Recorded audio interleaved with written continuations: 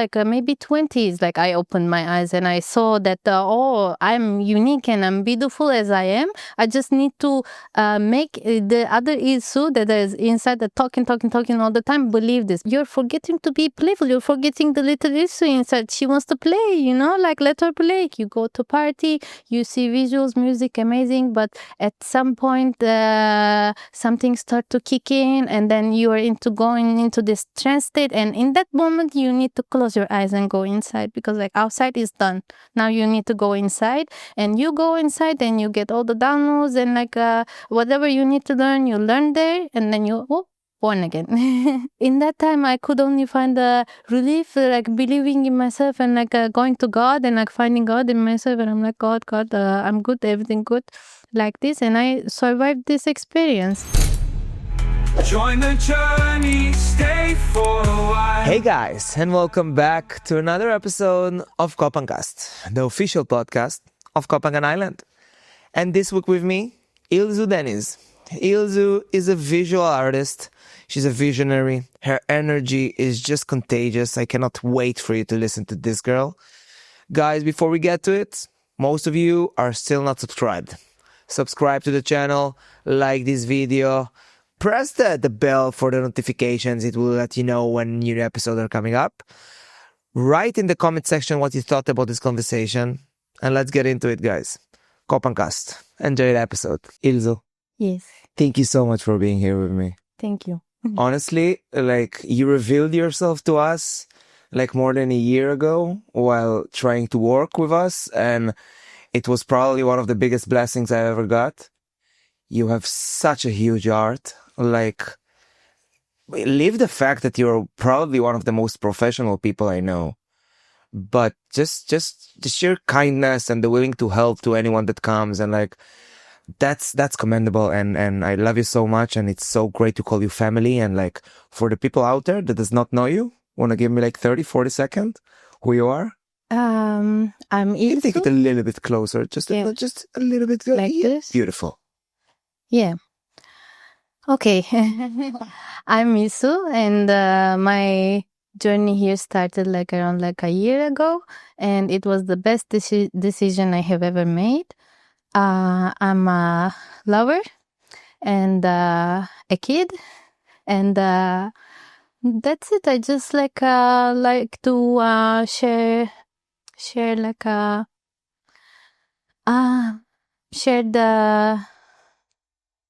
everything. That's exactly it. What I'm talking about. That some things and notions, and for sure, like the first minute of an interview is always kind of so we can just decompress for a second.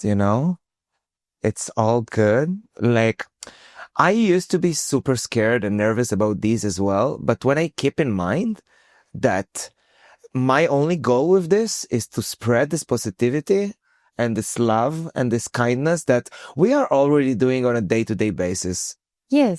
Because most of what we are doing here is to make people happy. If it's making parties or DJing or visual art, that like seeing your progress at the last year, it's unbelievable where you came from and where you're going. Exactly. And like it's a little bit difficult for me also like define myself when somebody asks me like, oh, tell me who you are. It's always difficult for me because like I don't observe myself from out. I just experience, and Exactly. I don't know what is it. I'm not aware of the fact that what I'm doing also, like I do something and I just do it. Just do it is like the best. I mean, like perceiving yourself is not an easy task. Like that we are just humans that just do what we love to do and what makes us feel happy, and like sometimes people can perceive us so differently than what we are perceiving ourselves. Yes. And usually it comes because they cannot see the backspace of our mind where all the self negativity and the self judgment and all the bullshit that we have in our mind lays. So they see only the front part that is love, that is appreciation, that is compassion. But us in the relationship with ourselves, we have all this bullshit running out through our brain because we are just, used to doubt ourselves. Exactly. And it's always like nice to hear from somebody, like a reminder. So we are here for each other. So sometimes when we feel like this, we remind each other like, oh, like you are this, and I appreciate it. And that's very valuable, and I appreciate it so much. That's the beautiful thing about those kind of relationships, that we bond based on shared experiences and shared feelings. And like, if all I'm trying to perceive and give is this energy of love, of appreciation, of compassion again, and the people that surrounds me view me based on those views and share those feelings with me, that's what creates this soul family that we have here, that is based on those values, which is incredible. Exactly. And like that was the main thing why I wanted to go out of my comfort zone. And it wasn't comfortable, but I was like so inside it, and like I couldn't see the out also. And one day I decided I want to change it. I want to go find my soul family. And I feel very, very happy that I found my family. Yeah, we all did. And it's just another, before we get to a whole your story and backstory and that, like it's just amazing to see that we got to this place knowing the people that we know only based on the fact that we just wanted to share more of this love.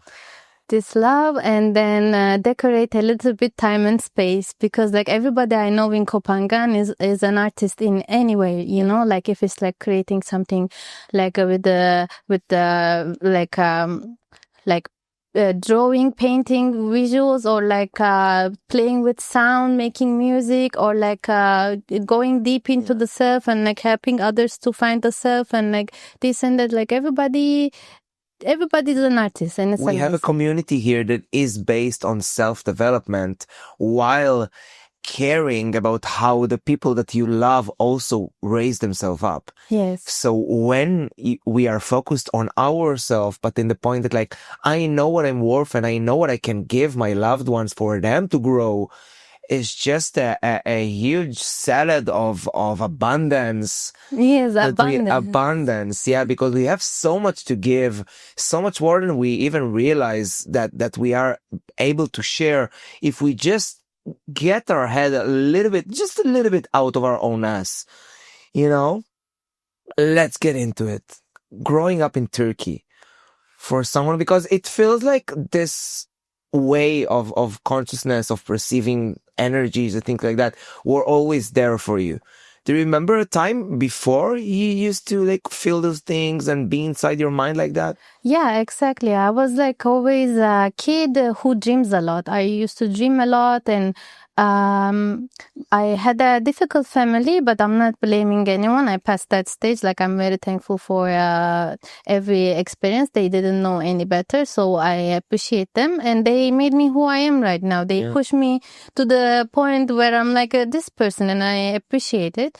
But being a kid in Turkey and like growing up in a kind of a bubble, not seeing the outside world, and not like this, made me a dreamer. I used to daydream a lot, and I used to have those dreams where it's like I cannot explain. Like, I go in places and leave my body, and like go visit places, people, and then get downloads from a very early age. So it was always there, and I appreciate this part of me. I think I have some kind of thing where I stop breathing when I'm sleeping sometimes, and I think it affects my ability to produce a little bit more DMT in that stages. And I used to trip a lot when I was a kid.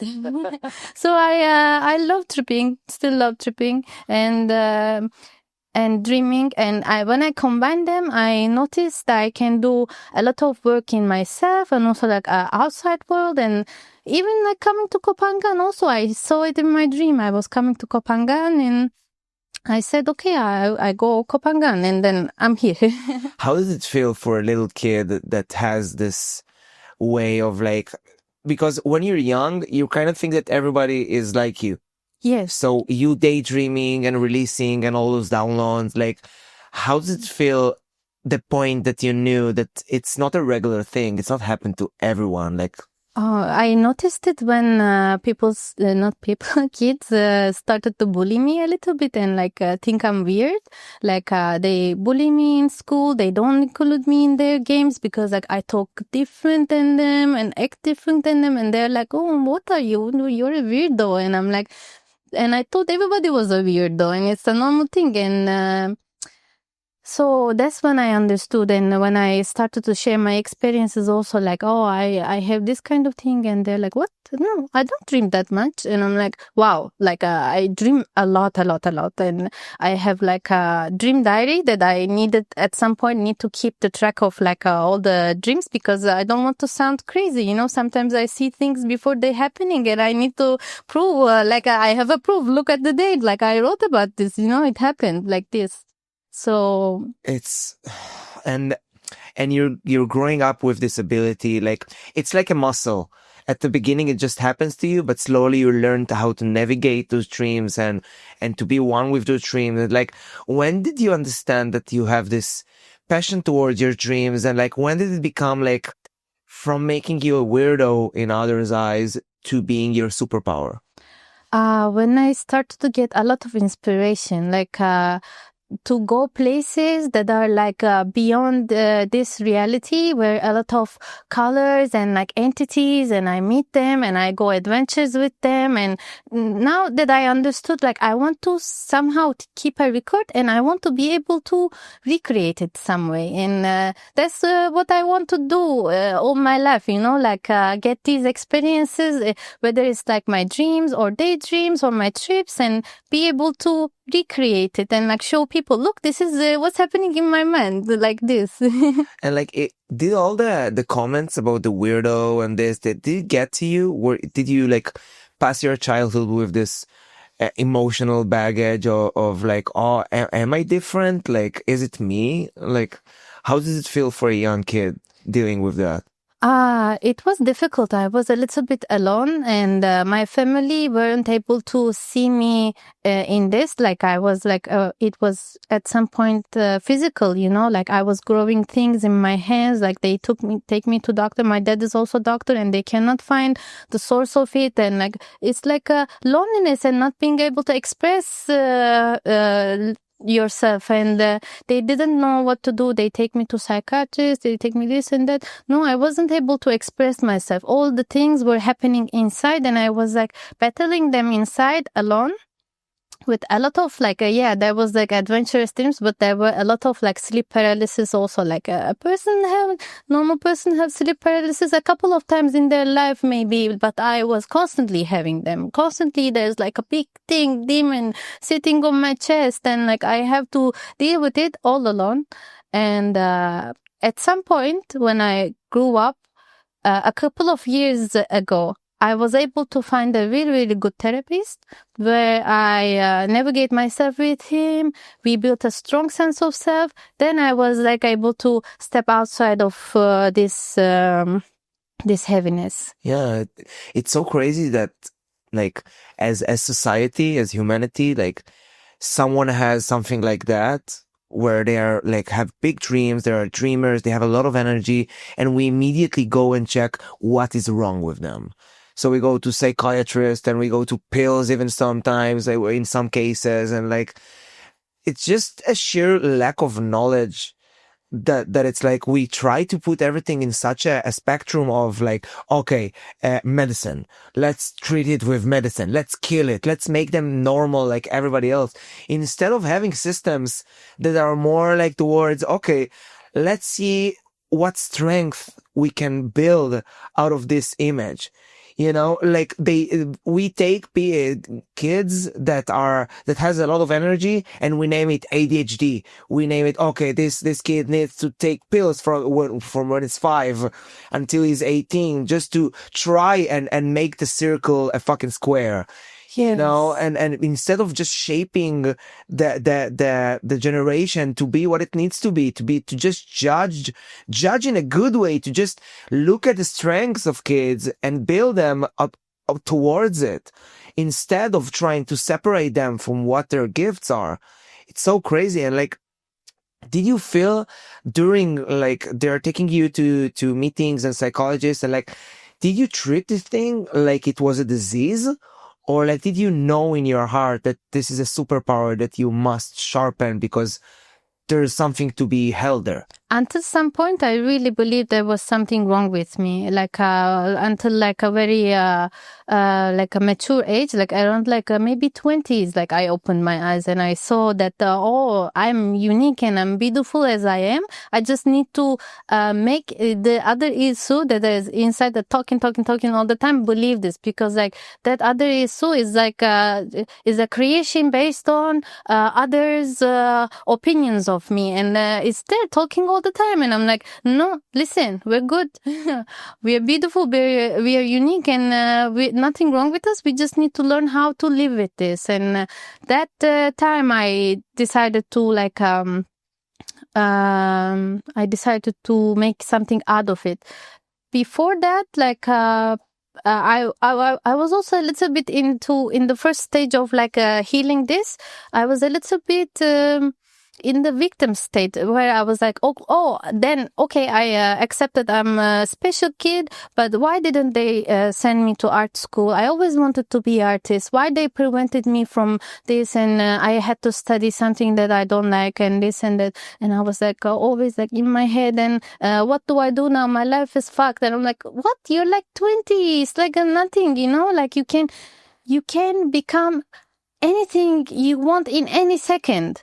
And when I noticed it a little bit with the help of therapy and everything, I stepped outside of this victim mentality, and I started focusing on building the life that I want. Like, what do I want? What do I have in my hands? And what can I do with them? Yeah, I don't have a lot of opportunities. Like, I don't have all these gears and this and that to produce my art. But what do I have inside? And how can I project the image that I want to project with the things that I already have in my hand? And then everything started to become unfolding. Like, for example, I don't have a good laptop, but I call my brother and he gave me his old laptop. Okay, I have this. Now what can I do? Put a SSD, buy a external hard disk and put a battery, and like, okay, I have a device now. What can I do with it now? And like start to learn a little bit all the softwares and this and that, and put everything, like everybody going out partying. And I don't say parties are not good. I learn a lot from parties and I appreciate parties so much. But We love parties. But I decided to like a little bit go into the cocoon phase and watch a lot of tutorials and learn softwares and this and that. Then I was able to participate in parties in a way that I want. To bring light and to show people what I have in my head. And it's very beautiful. And I really see this thing very, very sacred. Like I remember seeing it, how sacred it is for the first time.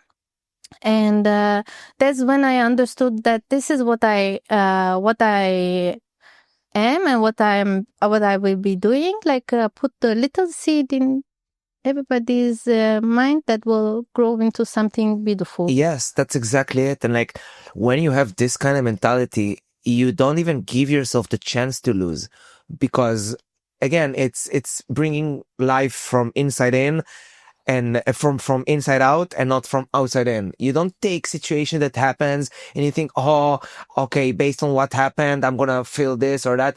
You create what it is that you want to feel and what you want to be. And you just enforce it on reality. And like when you have this abundance mindset that I am looking on whatever I have and not on whatever I need to get in order to be where I think I want to be, rather than when I know I am.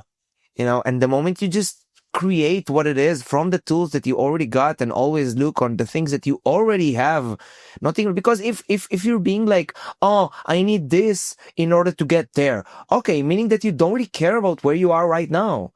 And the real magic happens in the present moment. Exactly. So if you don't use the force, the energy of the present moment, what do you want to build? How do you think you can build it without the energy of creation that exists only here now? And like those concepts can sound to someone that looks on them from outside like, oh yeah, the present moment. But that's honestly the only thing that really exists. And the only thing that we can shape, like we cannot change the past, we cannot change shape the future that much. I mean, we can navigate it, but like the only thing we are able to play with is the present Exactly. exact The moment. only way to shape the future is to be conscious right here, right now, in the present moment, and just exist. And okay, so you're getting the computers, you're getting all the systems that you want. And what drew you, like, I'm gonna add right here now in post editing, for the sake of your art, of the visual art that you make? Like, how was it, like a direct translation of the things and the visions that you had in your mind and you wanted to show that? Like, guide me a little bit through the first days of trying to create visual art. Yeah, it was a little bit difficult at the beginning because okay, I want to create something and I want moving images, but how do I do that? It's because you don't know anything in that moment. And then, the first thing that I wanted to do is create audio reactive, visuals so that the sound can shape them. Instead of me putting a lot of effort, I wanted to sound to shape them. So I learned a little bit how to create things like audio reactive so that I can just sit and watch the beauty that the music creates. So they're in a harmony. And also I was always interested in synesthesia because I kind of have it also because of all these weird things about me. So Weird. Beautiful. Yeah. Weird and beautiful. So then I wanted to a little bit put stories in it, based on, for example, I had a really big life-changing trip and I want to project it in a party, and I go a little bit with the images that I created, the videos that I created, starting from what happened, what escalated, and what this, how the trip ended, and I wanted to show that as well. And so that was the whole creation process. And I also wanted to put a little bit, messages, tiny bit messages. For example, meditation is really important for me. So I like to use images of Buddha and put it a little bit in the process. So to remind people to just go back into themselves, because I myself have this experience also. Yeah, you go to party, you see visuals, music, amazing, but at some point something start to kick in, and then you are going into this trance state, and in that moment you need to close your eyes and go inside, because outside is done. Now you need to go inside, and you go inside and you get all the downloads and whatever you need to learn, you learn there, and then you born again. I love the fact that people like you exist, because the main thing, I think that the biggest power that we have as an individuals, leave the fact that we all know, collective consciousness, we are part of the same thing, the bigger picture, but just putting a little bit of intention in anything that you're doing. Just allowing, okay, I'm going to make visual art, but I'm not just going to make visual art. I'm going to put myself in it. I'm going to be a DJ. No problem. I am a DJ. No problem. But I'm going to put some intention. I'm going to put something that people can take just for them to gain more, because I know that when I help them, I help myself. And this crazy life-changing trips, you don't have to tell me anything about it, but what was the conclusion about? What was the intention about? When you say life-changing, what was the lesson that you learned? A lot of lessons I learned, and I love learning, and I see myself as student all the time. I'm in this state of learning all the time, and I see everyone as teachers. So in those trips, everything starts to become like a theater play, or some kind of a shared moment where I learn a lot of things. So it's not a single thing. Every time a different thing that I learned from those trips, and then I take them as the invisible jewelry, and I wear them on me, and I remember them very, very vividly every time. I love it. I love the invisible jewelry, because our mind and our powers will be just as strong as we perceive them. And like, we cannot have something stronger than the power that we give it. So in the language that we speak to ourselves, like you say, invisible jewelries or something that an experience that I'm taking with me, or like even knowing that I had for years this thing to, like, when I'm either tripping or having a huge experience that shaped me, I'm just taking something. It can be a little stone from the surroundings, and all the powers of the experience, I just channel into this rock. And like, this rock is just another rock, like all the rocks out there in every forest, in whatever. But me choosing this rock, it what gave it the power that it has for me. So I think a lot of people are underestimating how strong they really are. And like, I think a lot of people are really scared of understanding that they wasted so much time being the mediocre version of themselves, when they could have been this strong individual that just wants everyone to be successful and happy. And like, we got into this understanding of this thought that if I gain, somebody else is lose. And for me to gain, somebody else needs to lose. But when you go on this base of abundance, there's enough for all of us. Yes. There's enough of all of us, financially, physically, emotionally. And like, at what point did you utilize the powers that you see and started treating them, with the respect that it deserves? I think like when I decided to like make art, like when I decided to make art and like have a life based on doing what I want, that time that I decided like, yes, I will do this and it will give me powers. Until when did you live in Turkey? Last year. Yeah. Yeah, I was in Turkey, and there it's a little bit difficult to achieve your dreams, because like I don't want to say this, but there are a lot of people who are in this mindset that they don't want everybody to share, to prosper. Yeah, they think like if somebody is doing something, then somebody will lose, like just like you said. Exactly, and it's not even about Turkey specifically. It's just about the Western world. Yeah.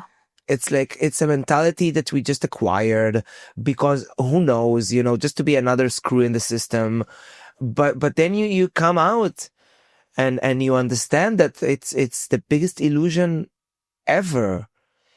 Because there is like, abundance works like that. There is just enough for everybody. Yeah. And now that we're talking, I just remembered the exact moment when I decided to do it. I was working in a job where I used to watch a lot of TikTok videos and moderate them. And it was like very exhausting, because like, imagine you watching a lot of stupid TikTok videos all night, getting your soul sucked. Yes, like this. And it was about the sunrise, and I was like thinking like, what do I want in life, and like how do I change this? And the big dream that I have, okay, I have little dreams, but the big dream that I have is to be able to create a safe space where I can live with my loved ones, and we produce our own food, and we live together, and we do whatever we want with love. And then to be able to live in this, I wanted to create something like this, because like, okay, the life I have here is like this, but I'm able to change it. And like, it doesn't matter if it happens or not at some point, this dream comes true or not, but to put the dream there makes you navigate to it. Yes. And then you start attracting, your mind start to notice the things that you wouldn't notice maybe in normal daily life. Then you go towards these things, you meet those people, you feel electricities in your hand, and then you go meet that person, and then that person give you some kind of another invisible tool maybe that you can use on your way, and then sharing, caring, and then I kind of found myself a little bit closer to that dream, and it makes me really happy. In a day-to-day basis, yeah, because you're just existing in order to share this energy, and when we, like you say, where you put your mind and your attention, like energy is the currency of existence. It is what it is. So where you're going to put your energy is where flowers are going to grow. And like, if you put your energy on suffering and oh, this guy said this about me and this girl is like that, and like, that's all you're going to see. Yes. And nobody else has the power to change it for you. They have the power to show you how they change it for themselves, but they cannot change yours, because the door to your perception, only you have the key. Yes. That's why I loved when you say like you gave up the victim mentality, because that's exactly it. Victimizing is understanding that you hold the key in yourself, but you blame others for not unlocking the door. Like, come on, it's your door, it's your key, it's your perception. So just being able to take the powers back to your own hands and say, no, I am responsible on how my life is going to look and what my energy is going to be. To just be, you just acquire your power back and be like, I am a capable human that is capable of fulfilling her dream. And like, you left Turkey. Was it a trigger? Was like, okay, I gotta get out here and go fulfill my dream? How was the last days in Turkey looked like? Actually, I was planning a really nice trip to Europe. I was gonna go to Modern Festival and then Free Earth. And I bought all the tickets and like flight tickets and everything. I was gonna have a wonderful summer, like a dream. And then Europe declined my visa, and I'm like, what? You decline my visa? Why? Like, I mean, like, decline it. I just want to go and experience a little bit like music, art. Like, I want to meet friends. And then they declined my visa, and I got really heartbroken because all the efforts that I made and go into the waste, and I was unhappy. Then I had this dream before this thing happened that I was going to Thailand. Like a couple of times I saw this dream. Then I'm like, okay, I'm just gonna follow my dream. Maybe this is what it means to happen.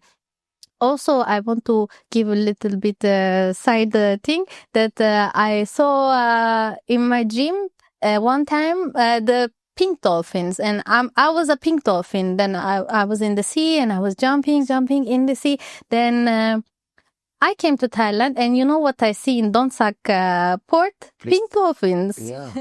Yeah.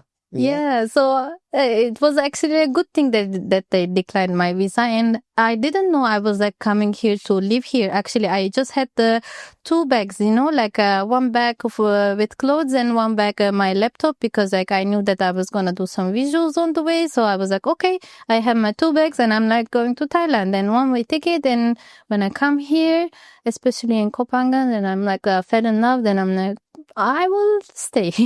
You get to the island. How's your first day looks like?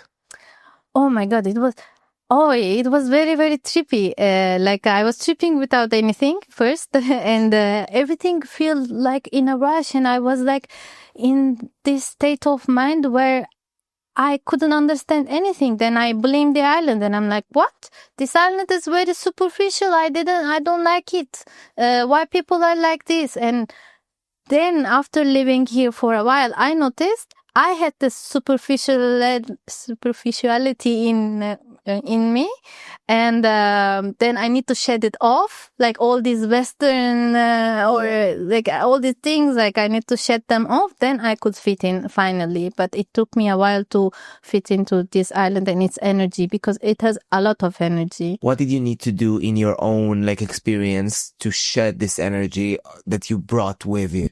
I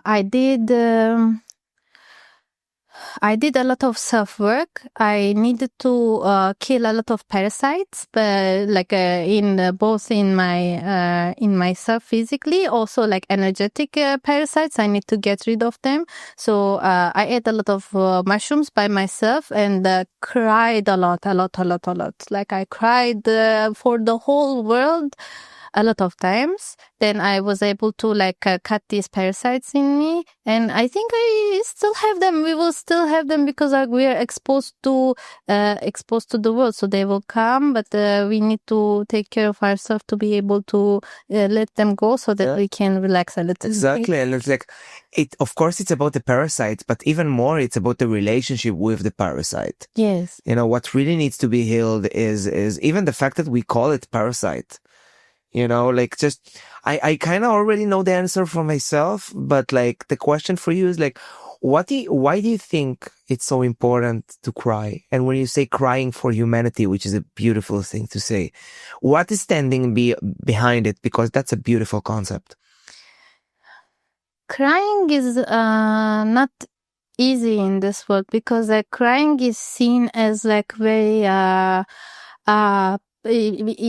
people can think that it's like very make you powerless. Yeah, it's weakness. Yeah. Yes. So it's very difficult to cry. Like you go therapy to be able to cry. You do a lot of things to be able to cry. I don't know, like eat a lot of mushrooms to be able to cry. But I think it's very needed to cry, maybe in daily basis, like to let something go a little bit. And then even in those tears, we have the antidepressant materials in things in our tears, and it's very good for us. And I think it also makes us very beautiful when we cry, like we are watering ourselves, So we need to do it a little bit more, but very difficult to cry these days, and a lot of pain in this world, and somebody needs to release it. Otherwise, I don't know.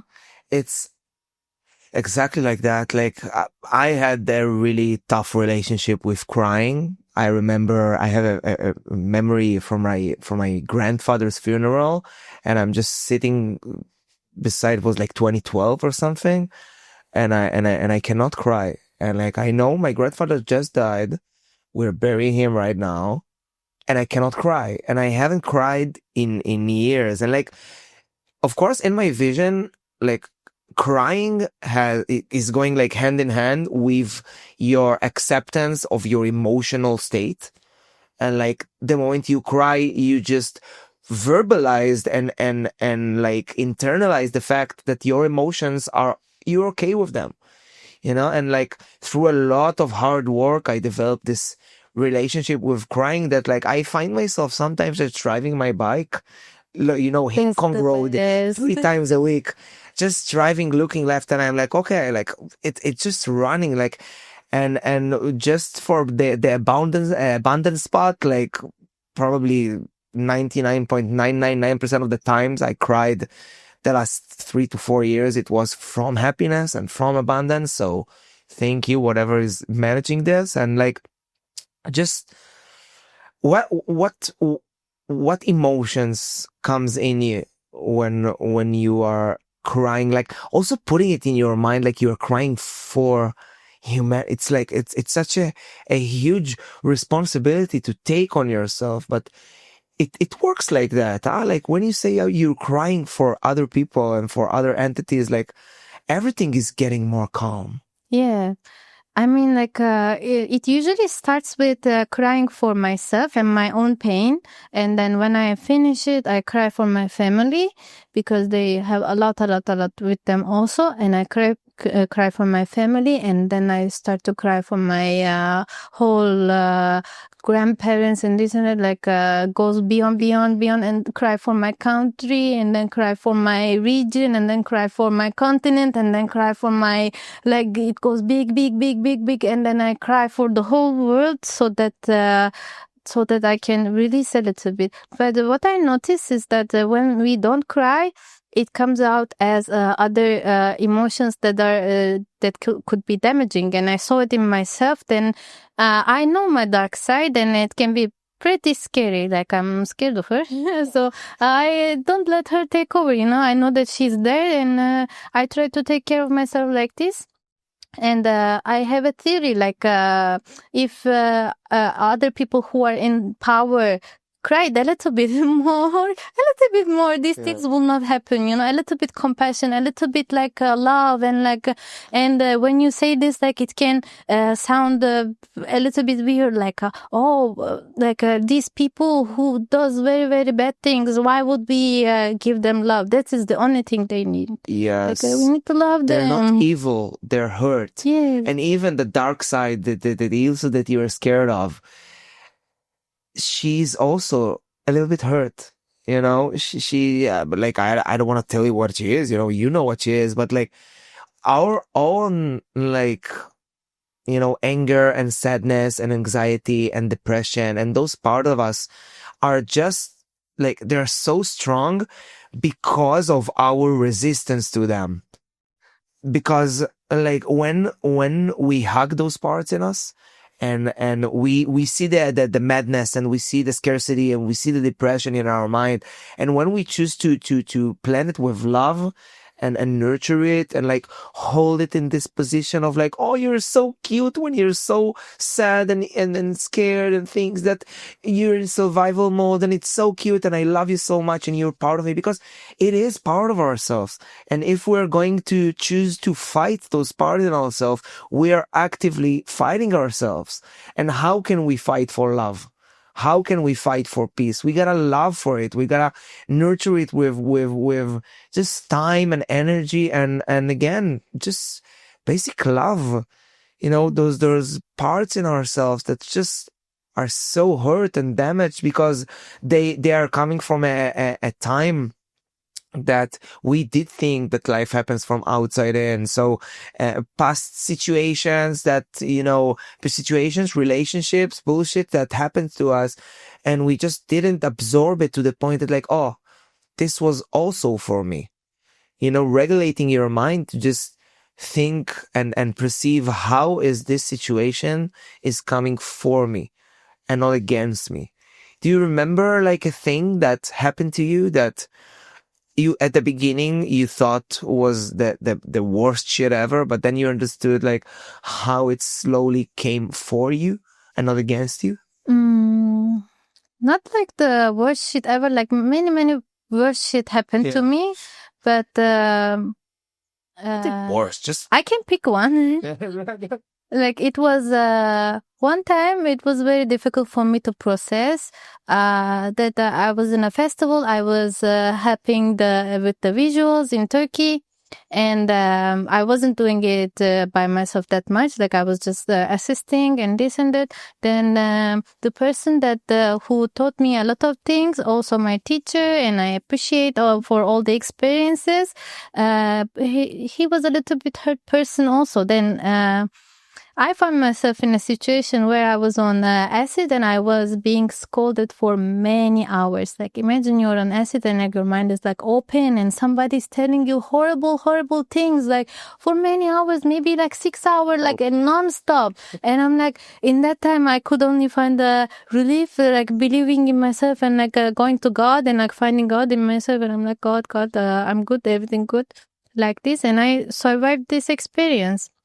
But after that, I was able to see things more clearly. Like I could see that person is a very hurt person himself, and then that's why he act like this, and I forgive him. Then it was the moment where I decided to do this job, because like I saw how sacred it is and like how important it is to do. Then all this experience turned into a very, very beautiful thing that shaped my life actually, and it was very important. Then also I understood that in that moment, if you don't take care of this inner child that is in there, and like go and ask like, what do you need, like what is it with you, and then hug that child, then you can become that person that can give other people much more traumas. I had a trauma that I needed to deal with like for a long time with therapy and this and that, but now I can see how beneficial it is for me, but it took me a while to take care of it. But it can maybe not be like in this like it cannot be the same for everyone. Then you can affect some people's even life, like like you don't know how much of an effect you have on to the other people. Yes, absolutely. And that's a key point in everything that we're trying to do here. Just understand that like a little good word that you say, you do not know how much others appreciate you. And honestly, for my own experience, that's what made me go and be this version that I am of myself right now, that I'm very proud of. Because I know that there's two ways I can treat myself. I can either treat myself like we talked about, the back office in our mind that has like all the self-judgment and self-negativity and this, and I can think about myself from there, no problem. But I can think about myself from the perspective of the other parts of me, that is you, that is all the people that surrounds me, because I know that they share this collective consciousness with me. So by them being able to look at the good parts of me and tell me about it, I will believe them, because they are the part in me that sees how great I am. Instead of my back office that all he sees is like garbage. Oh, this is not good enough, and this can be better, and that you can do faster, and here, look at that, and you don't have this, and like you need that. Just allow others to be there for you, and to just, because it's so easy for us to just someone comes and tells us, oh, you're so great at this and so great at that. It's always easy to dismiss it, to be like, yeah, he doesn't understand what he's saying. There's so many other things I need in order to define myself as great or whatever. But just allowing ourselves to soften and just allowing ourselves to receive those compliments, because they come in a very natural way. It's just the universe blessing you with the beautiful things about yourself. Exactly. And what we need to keep in mind, not need to, but like it's better that we keep in mind. Yes. To be playful, like sometimes we take everything very seriously. Like I find myself in some situations where I'm like, where I'm very stressed because I need to like be there on time and like set everything up. Everything needs to be perfect. No projector cannot go off. Like everything needs to be perfect. And then I remember like, you're forgetting to be playful. You're forgetting the little Ilsu inside. She wants to play, like let her play. And don't be so, lose yourself in it. Whatever you do in life, if you lose yourself in it, and if it's like a little bit too much, then it loses its meaning. So we are also here for each other to remind to be more playful and like make it like a play, and then we are all here to play. Yeah, exactly, because being an adult is a state of mind. Like I've seen some 80-year-olds. Look, our friend Chicago, he's 80 and he's still running. Like we played yesterday, 2 days ago, and just seeing a guy 80 years old still running over his life, like with music and making people happy like that, it means that it's possible. Like the fact that we are getting older does not mean that we need to close ourselves in the box of like, oh, I gotta have a big kid's job and I'm gonna sit in an office and wear a tie, and like, not that there's anything bad with those, like, but just being able to let, like you say, your little kid in you play.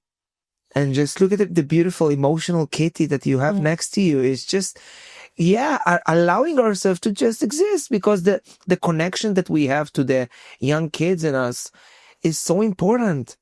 It's so important because that's where we draw our life energy from. If this kid is going to be neglected and sit in the corner of our heart, like holding their legs and just being, very lonely and like us putting them in this room that is like blocked because, oh, I cannot feel, because crying is not good, because like exposing emotions is not good, because so what is growing up? So what is being an adult? Just giving up on life? I don't want it. No, I think being an adult is to be the person that this kid needed the most. Like I'm very proud of myself becoming that person. If little Ilsu see me in this moment, she would be very proud of me. She would think I'm cool as fuck, and then she would want to go places with me and play with me, and I'm very proud of it. Like I could become that person that she needed the most in those difficult times. Yes, and that's a beautiful version of how to say it, because I know, like I got the first time here to KohPhanCast in 2017. and I discovered, like, I always felt like I didn't have any traumas, any nothing. Like, I was just, everything was beautiful. And then I'm like, oh, I neglected myself to the highest levels, because when I feel like nothing happened to me, I'm like, oh, so how much did you suppress? How much did you shove into your, and like, as a little kid, yeah, I was on the more heavy side, and, you know, kids can be very cruel. And at some point, all I wanted to be is just be the guy that you needed the most in the times that you needed it.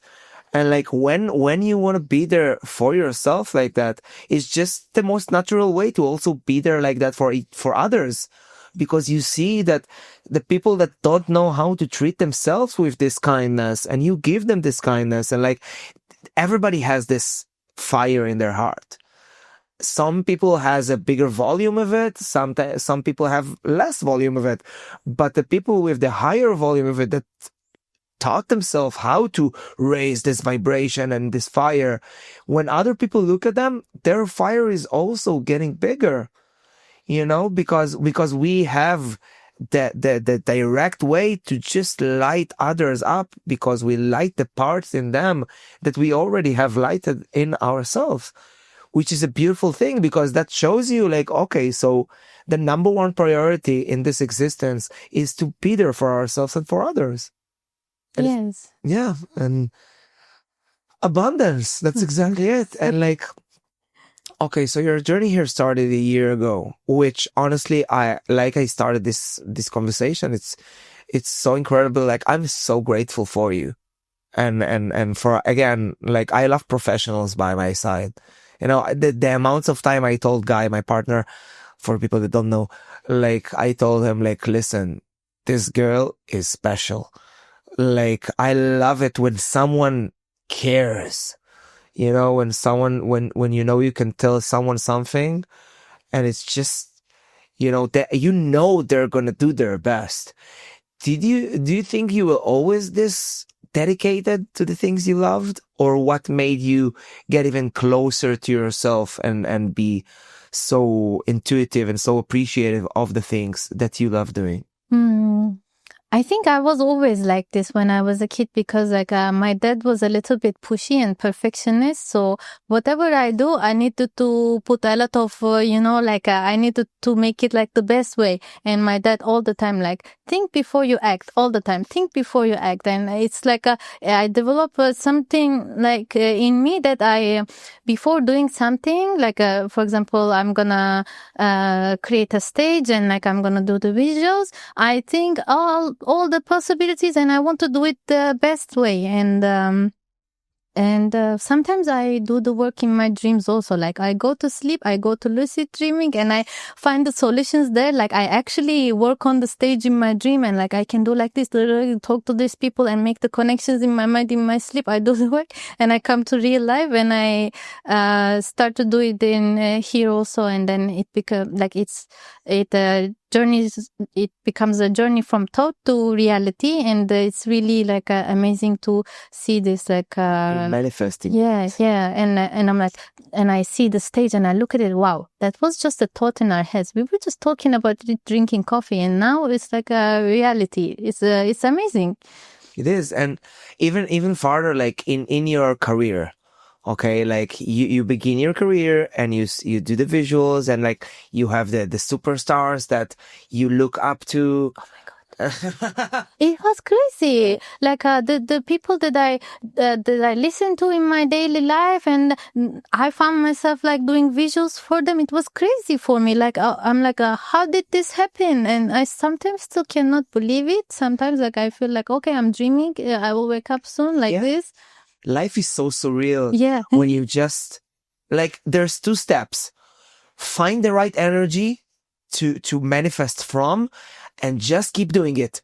Because your job is to just do it, and reality's job is to amplify it and send you the right people to make it bigger and bigger, and again, make this fire in your heart bigger and bigger and bigger.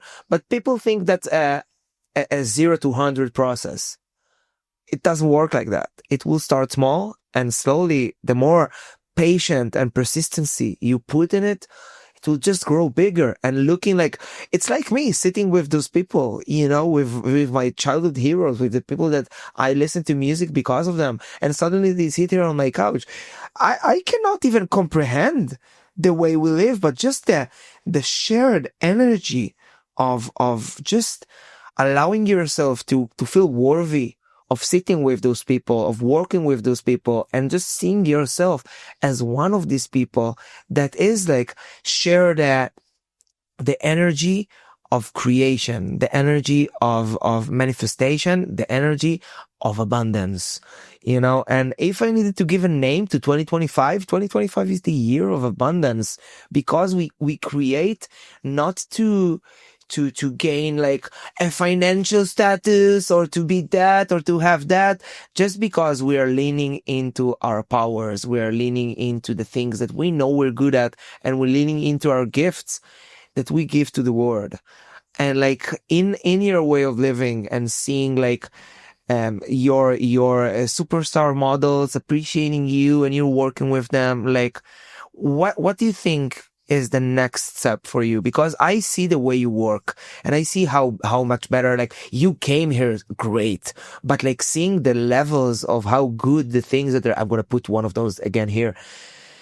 It's just incredible. Like, do you have any future plans that you are currently manifesting that you want to see, that you want to do? Like if there's any visual artists out there that you want to work with, or wow, like it's like the biggest dream.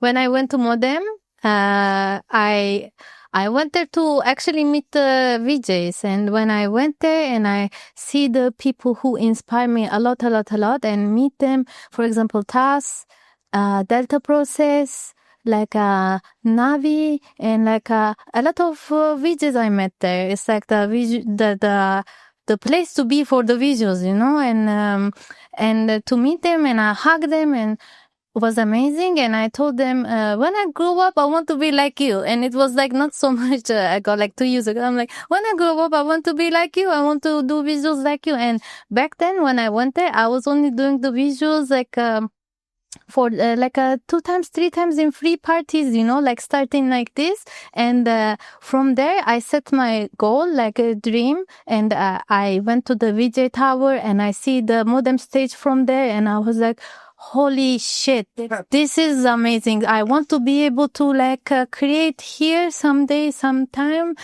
to be able to put a little bit of my sparkle in the spaceship. And I set my goal, and my intention is to like learn more and like gain more experiences and like go more places and like meet those people. And here even like I met a lot of really good VJs visiting the island, and we shared a lot and a lot of information and inspiration. And to gain more and more experiences, and then to be able to do this in like bigger stages, because the bigger is more fun, like I started with just like a small screen in like a small bar in Izmir, and it was amazing. And now I do bigger stages here, and it's amazing. And it keeps being amazing. Yes, it's all just amazing, because the energy that you put out is amazing. So the only energy that can come back to you is amazing. Yes, and I really appreciate for all those people like you, Swamp Family, and like Happy People Family, like giving me opportunity to create, and for believing me, because when I first come, I was like, oh, hi, can I do the videos for you? And you're like, sure, yeah, absolutely. Like I sometimes in those, like, I'm gonna give it from my perspective. One day I get a message like, hey, can I do visual for you? And you probably don't know this, but 45 minutes before, me and Guy talked about, we need visuals. And you just presented yourself. And I looked at your page and I was like, fuck yes. Like 100%. And then we met you and it was like even further, like, yes, absolutely. This girl is my family. 100%. Yes. Done, sign here and here. For sure. Because there's something about, again, I'm gonna conclude all of that, but like the energy that you give is so clean. and so wholesome that like visual art or just being there as a friend, no matter what it is that you're doing in the situation, you are needed, you are necessary, because you going around with this torch of energy, of just realism, of just, there's no bullshit. We're not gonna sit here and talk about the weather. We're not gonna talk about, hey, have you seen this guy on the party and how fucked up? It's just, every conversation is this, and every encounter is this, and I just cannot wait to see what it is that is waiting for us, because I know we're only gonna do bigger and better and more accurate, and we're sharpening our tools, and I know that we're gonna run the safe space idea, because that's my goal as well. And just like, I want to thank you for this. I want to thank you for dealing with all those traumas, just to allow us to experience what it's like having a human like you beside us, because it's not taken for granted. You are loved, you're appreciated, and I am honestly so honored to be able to call you part of my soul family and our existence. And just thank you for this, Ilsu. Thank you. You're the best. KohPhanCast, guys. Join the journey, stay for a while.